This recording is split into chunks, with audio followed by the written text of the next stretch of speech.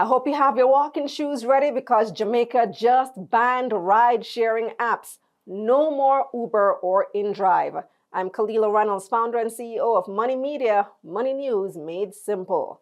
Jamaica's Minister of Transport, Daryl Vaz, has announced an immediate ban on all ride-hailing and ride-sharing services. Now, Vaz said he's instructed Flow and Digicel to block access to ride-hailing apps on their networks. InDrive, Uber, 876 on the Go, Lyft, and Ride Jamaica were specifically singled out. The ban went into effect on Tuesday, June 4, and is expected to last for an entire year or until the companies fall in line with industry regulations.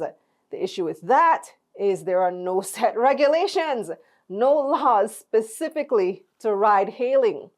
So that's a lot. And how did we get here? And how will this affect you? Minister Vaz made the announcement in Parliament during his sectoral debate presentation the day after the body of a missing teacher, Daniel Anglin, was found. Police say a convicted sex offender who worked for one of the ride-hailing companies may be connected to Daniel's murder.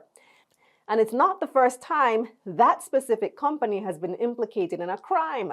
Last year, a driver, Leroy Page, went missing after picking up a ride, and he still hasn't been found. Both incidents just amplified the calls for regulation and control over the industry. Now, ride sharing, aka chartered taxi, has become extremely popular in Jamaica over the past couple of years, especially since the pandemic. I mean, chartered taxis have always been a thing, but there are literally dozens of companies that you can call or use their app to book a ride.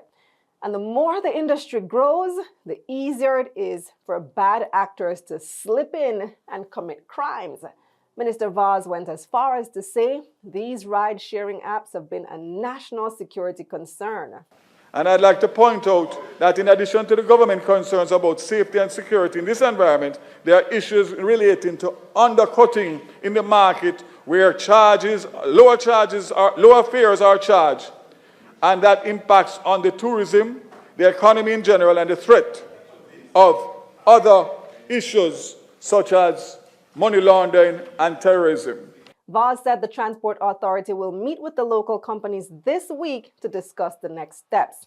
He said the ban will remain in effect for 12 months or until a regulation framework is set up.